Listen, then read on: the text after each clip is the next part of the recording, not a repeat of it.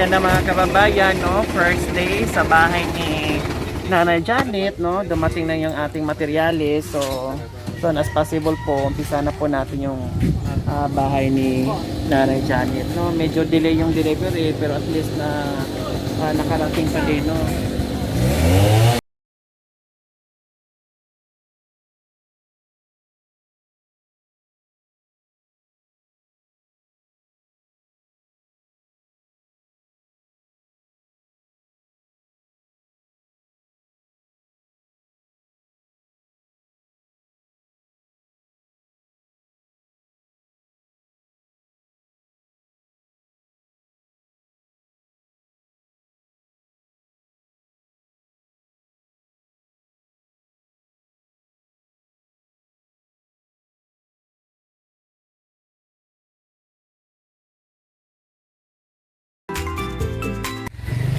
Ayan mga kababayan, good morning po. Nag-umpisa na po tayo ngayon, no? First day natin sa bahay ni Nanay Janet. Ayan po, ang ginawa po kasi natin, panibagong butas, no?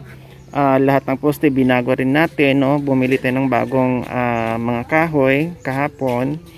So, naglagay din po tayo ng pundasyon, no? Para matibay po. Ayan po, nakabaon po yan, malalim po yan, no? Kaya sa pundasyon pa lang po nakakain na po ng ilang simento. Ayan po. Ang daming butas. No, maraming poste ito kasi malaki ito, malawak ito doon sa bahay ni Nanay Sonia. So ayan po yung ating karpentero ngayon, apat sila, pang-lima yung may-ari ng bahay, no, tumutulong din po. Kaya sana matapos ito kaagad dahil araw-araw umuulan. Malaki-laki ito. Oh, maraming buhangin at semento ang kailangan nito. Pundasyon pa lang sa poste. Yan mga kababayan, meron tayong bisita, no, na pinuna yung ating gawa. Dahil dapat daw nakapatong. Tayo po ay nakabase lang sa ating budget, no, kung anong kakayanin. Sabi ko nga sa umpisa, hindi natin kailangan ng magandang bahay. Ang importante, maayos at masilungan ng pamilya na hindi mahamugan ang mga bata. So, sa hindi pa gawa, walang nangingialam. Ngayon, ginagawa, may nangingialam. So, siguro ihinto ko na to at ituloy na lang doon sa taong nangingialam. Baka may budget po sila. Akala nila ganon-ganon na lang yung magpapagawa.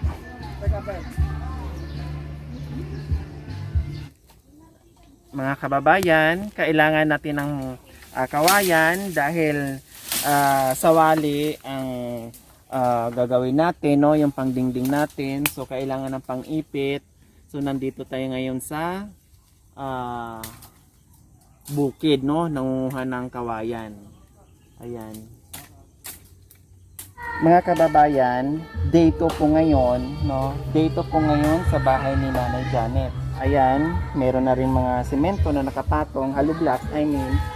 And then, isang side na lang yung hindi pa tapos. So, ngayong araw, matatapos na nila yan sa paglalagay ng hollow block. So, bukas, siguro mailagay na yung bubong. Bukas siguro yan, bubong okay na, no? Oh. So bukas ang bubong okay na kasi yan kapiraso na lang, isang side na lang. So ito po yung naganap sa day 2 dito sa bahay ni Nanay Janet. Ayan po mga kababayan, nandito tayo ngayon para maghatid ng merienda, no? At titingnan natin kung ano na naman yung nadagdag na materials. So, ayan na mga kababayan, no? Siguro bukas or mamaya malagyan na ito ng yero.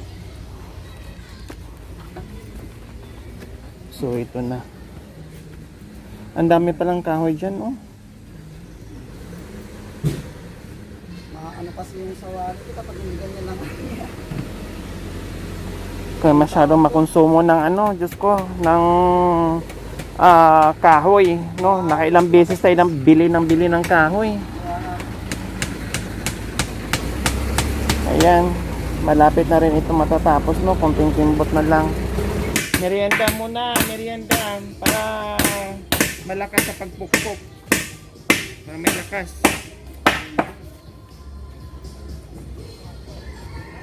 So ayan, merienda muna sila. Puro mo pala to ano, tatay, anong tawag nito?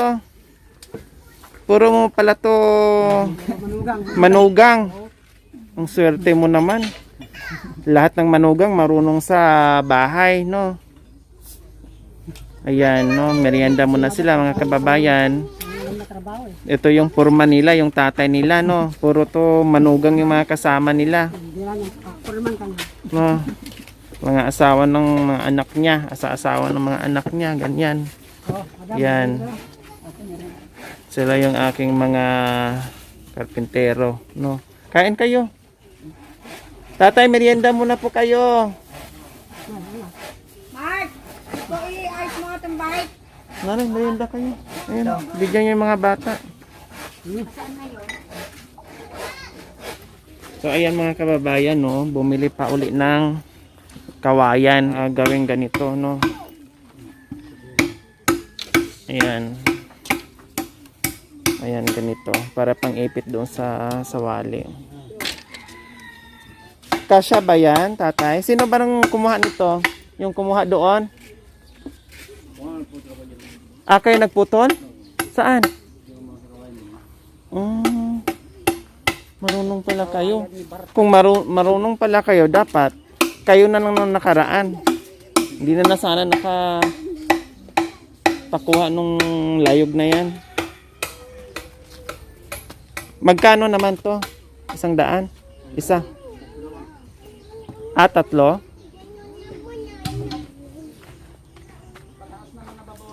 Dahil nakakaawa yung mga bata dyan. O, balik yung bulsa mo, nakalabas. Nagpapalit Tutulog ako ng ng pera. mahamog ang tulugan. Pag wala na ako makain, dito muna ako sa iyo. Makikitulog, pwede. Oo, pwede yan, ma'am. Basta may trabaho yung mister. Oo. Kahit dyan na ako sa... Mangunguha na lang kami ng suso para may makain. Kahit dyan na lang ako matulog sa gilid. Importante may matutulugan ako. Baka naman palayasin mo ako. Ay, madam. Parang- Ikaw pa nga, ikaw ang tumulong sa akin. Alangan hindi naman kita kukupkupin, madam. Ganyan kabait mga kababayan Pag si Nanay pinalayas ka, Janet, ma'am, ha. para yung kapatid niya Yung natin, mga- napalayas kami dyan. Yung mga kapatid, pamangkin ko, gusto nga tumira dito. Sige, halik kayo dito. Ambag-ambag tayo ng Tulungan sa tirahan. pagkain, no? Oo. Yung pamangkin ko sa Pulay, madam, pinapalayas. Sabi ko, magtayo kayo dito. Sabi ko, kahit maliit lang. Doon sa saan bang dito? Doon sa Bilyases, madam. Pamangkin ko. Anak ng kapatid ko. May bahay siya, ayaw naman niyang patirahan. Ako naman, puro parang ako ng nanay. Di, sige, halik kayo dito. Pag pinapalayas kayo dito. Sabi ko, Uy, maluwang na yung bahay mo. Maluwang na yan. Safe na kayo dyan. Ayan mga kababayan, no?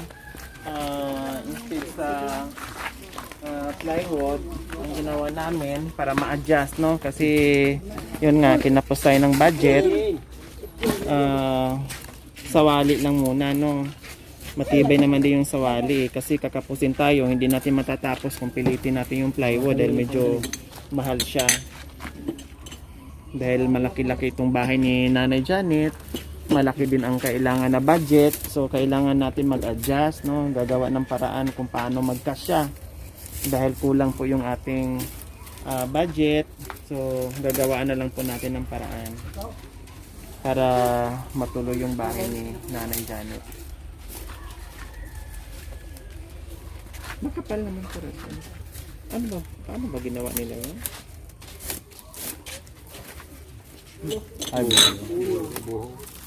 Ayun. Anak, kiskis anak, huwag ka masugatan ka anak. Sinak!